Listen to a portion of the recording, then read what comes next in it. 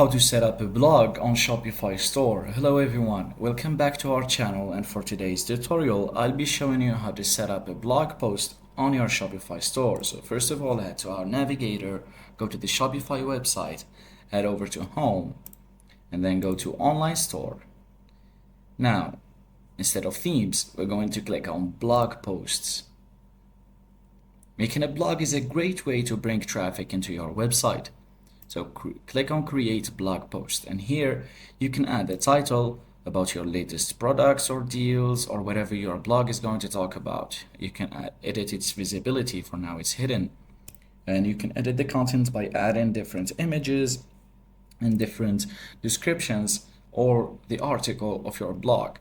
You can here add the featured image, which is going to be the image that is going to be featured as the main one for the blog. You can add a summary of the post to appear on your homepage, and you can edit SEO settings for the website search engine